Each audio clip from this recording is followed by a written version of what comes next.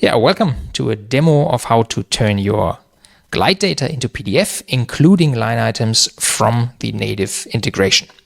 Previously, this was only possible with third-party applications like Make or Zapier, but now this is possible straight from the native integration, and this video is there to show you how.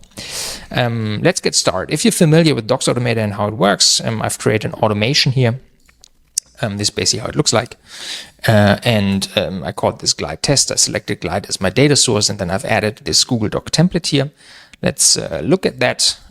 That's how it looks like. Very easy and straightforward. I have a name here, and then I have my line items table. A line items table in DocsAutomator has to be strictly defined as a static header row, and then a second dynamic row with the placeholders here, which always have to start with line underscore items underscore and then any name you want to give here. So this is a variable name, whereas line underscore items underscore is a fixed reserved name, which always has to be there. If you add more columns to the right, you would always start with line underscore items underscore and then define a unique name.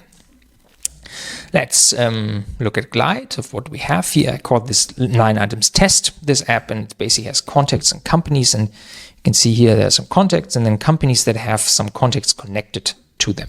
If we look at the data, we have a contacts table, companies table, and this companies table has some contacts connected to them. And what we want to do today is we want to print a list of these contacts in our document, right? And maybe put a company name here on top. In order to do so, we have to prepare our data in a certain way. I hope that in the future, the native integration in Glide supports a truly no-code approach. But for now, there's not really coding involved, but at least you have to prepare the data in a certain technical way.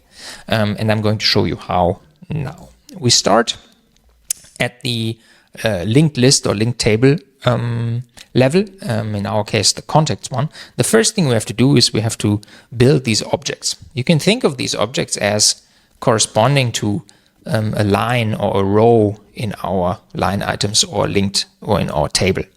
And we have to basically define what shall be written in that row. And we have to give that in a certain way so that DocsAutomator understands what we're passing here. Let's look at this more closely. So we have a template field here, or the type of the field is template, and then basically you have to open with curly, or you have to wrap this in curly brackets, and then always use double quotes and then line items name on line items email. Where do these come from? These come from our template. We have defined them here.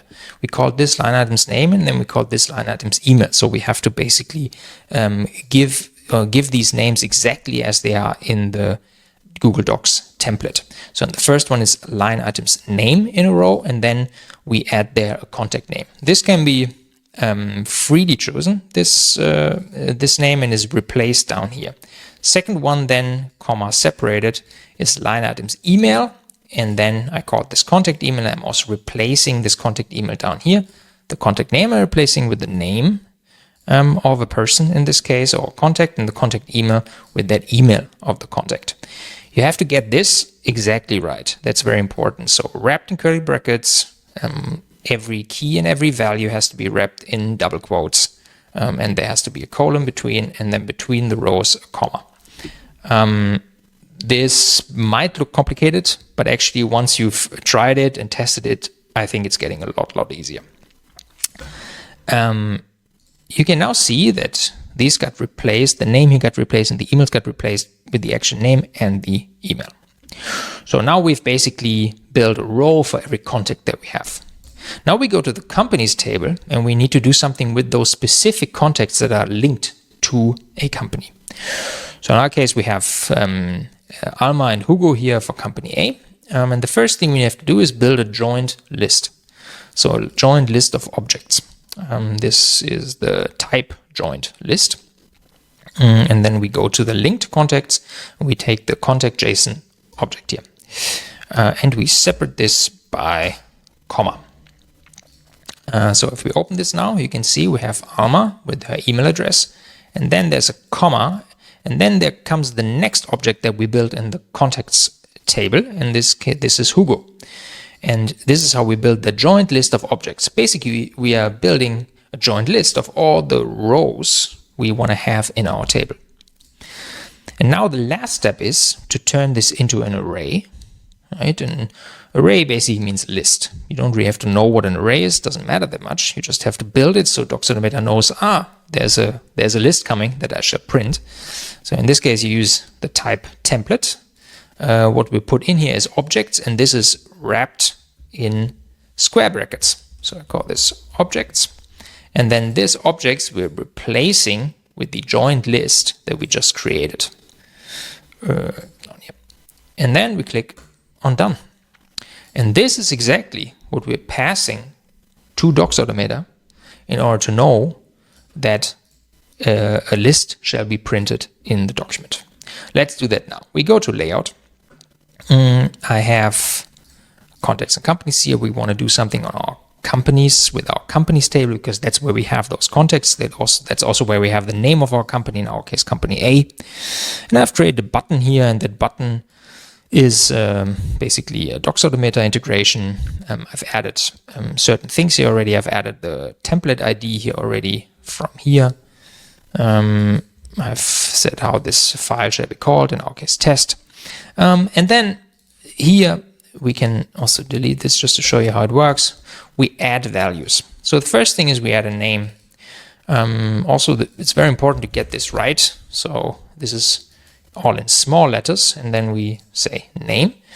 And then the second one is our line items table. And this is where it gets a bit specific because we have to call this line items. Right? That's how we pass all of our line items values basically to DocsAutomator, is by calling this line items. And then what we add here is the array that we created. Right? If we go back to our data, the array was the last thing we created. First the objects and the context, then we build a joint list of those objects, then we build that array. So I've added the array here. And then we can create that document. We wait a second. And there you can see it has refreshed. And you can see that we have on top here company A, and then we have our two people, the two contacts printed in this table. Last thing I want to show you is how to add images, because you saw that on our contacts table, we also have an image column. And why not try to add those images to our table, which we can do. We go to the template and we define a third row. I can also call these differently. I can call this image, and here email, and this is a name. And images have a certain syntax again, so it always starts with line underscore items underscore, but then we have to give image, and then we can give a width in pixels. So in our case, let's say, let's do 200, just so it doesn't get too big. And now what we need to do, of course, is we need to change our objects. So we go to contacts and we need to change this. So we need to go in here and say line items image 200 and then call this image. And then we go to add replacement image. Actually, let me be consistent here because I started something, so let's also continue contact image. And then I add the image here, done.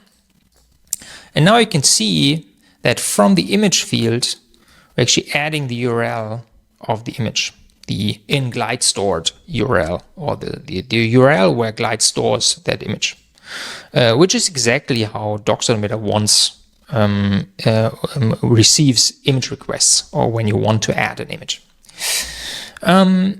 The joint list now has that as well. The array has those image URLs as well. The only thing we have to get right here is we have to call the key exactly like we call the key in our table, which in our case was line items image 200. Now in the layout, we don't really have to do anything else than just create the document because everything is mapped already. So let's try this again. And if we have made a mistake, then we should see this getting printed all right. And there we go. We have those images added. We also changed our header row here, and it's looking pretty good. Yeah, I'm super excited that line items are finally supported by the native integration. Took a while.